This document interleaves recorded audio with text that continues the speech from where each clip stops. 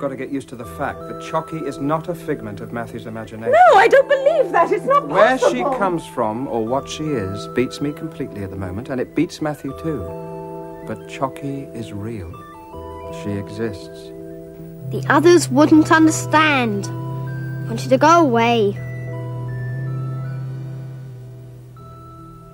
Chocky? What she said now? She hasn't said anything. That's the trouble. She's gone. Matthew! Polly! Look out!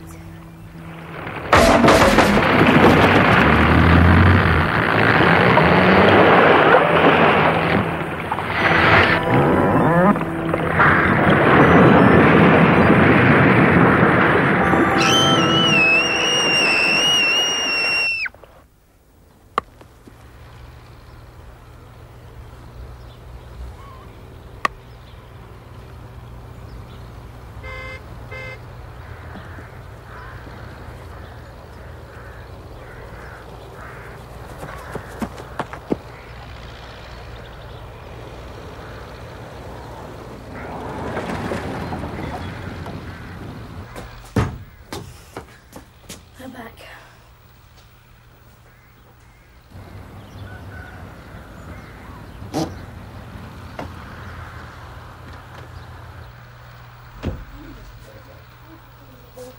Oh, yeah. With his head down, remember? Yeah. He came up behind me and said something. Good day. I don't remember what it was.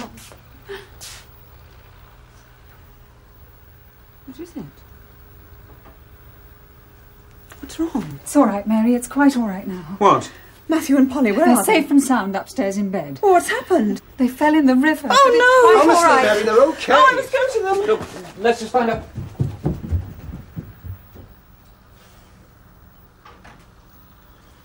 It's like Phil said. They fell in the river. I thought they were goners for sure. I haven't stopped sweating yet. How did it happen? Pure accident. We were fishing off that old jetty, the kids and I. But I'd gone with Colin to get some cool drinks. A boat broke free from its moorings and smashed into the jetty. They were both thrown into the river. They were swept away in no time. And how who saved them? Matthew did. Old Colonel Summers saw it all from his window. He thought they were done for sure, but then he saw Matthew strike out and grab Polly. Matthew did? Yes. Well, Summers was terribly impressed. He went after them in his boat, but he reckons they were well over a mile away before he caught up with them. And Matthew was still supporting Polly.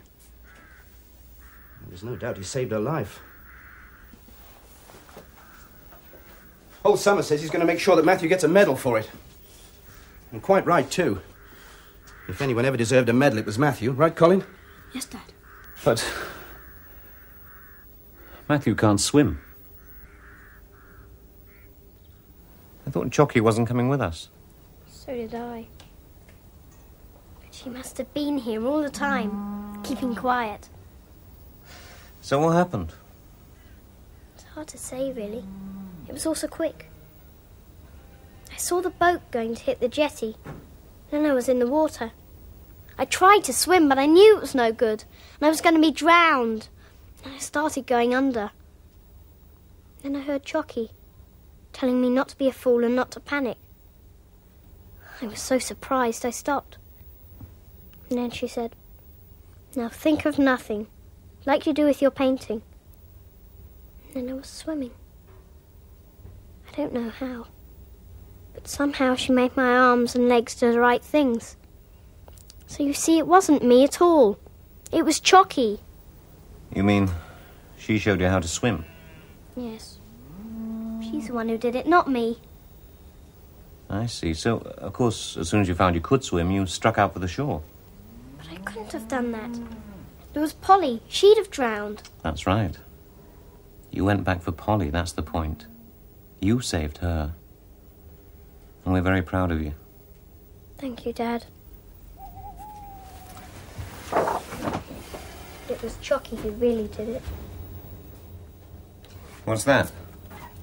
Another of Chocky's views? Sort of. It's where she comes from. That's her home.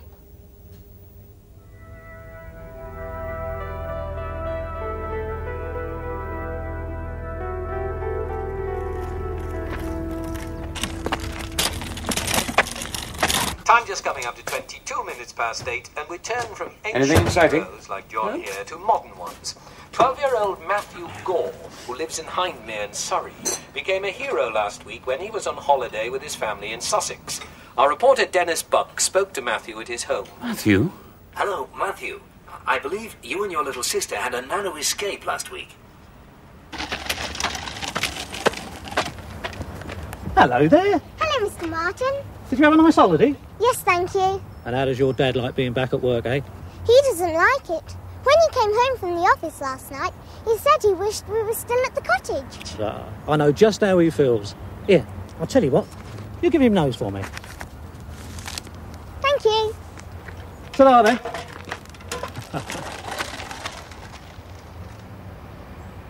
Oh, that's very good.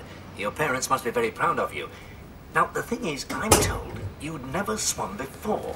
Mummy, is that right? You couldn't swim? Can I open the letters? But when you felt yourself sinking, you heard a voice telling you what to do.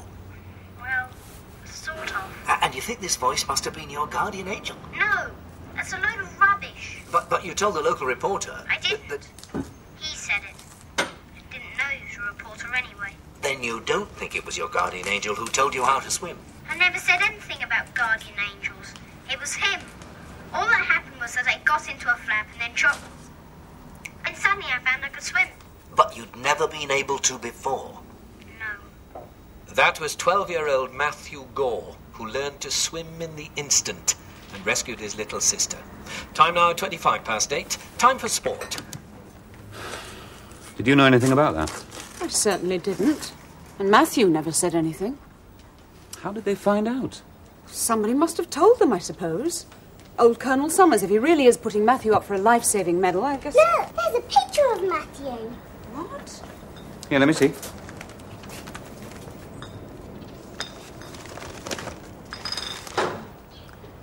That's how the BBC got onto it. Matthew didn't say anything about this either. It's not like him to be so secretive. Not like him at all. Hi.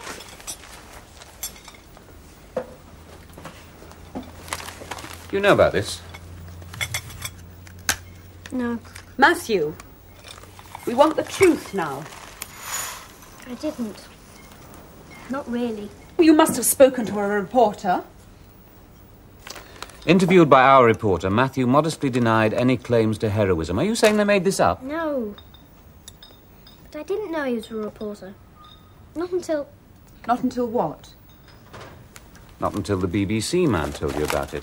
Oh. Yes, oh. We've just been listening to you on the radio. You can't pretend you didn't know about that, can you? No. He told me who he was when he rang up. When was this? Yesterday afternoon, while you both were out. He asked if he could speak to me. Why didn't you tell us? I didn't want to upset you. Thought you'd be afraid if I told him about Chocky. I didn't know. And anyway, didn't think it'd be interesting enough to get broadcast. Matthew, I don't care... Well, it's too late now. The damage is done. But if there are any more would-be interviewers, you better refer them to Mummy or me before you speak to them, okay? Okay. Sorry, Dad. Yes, he's here.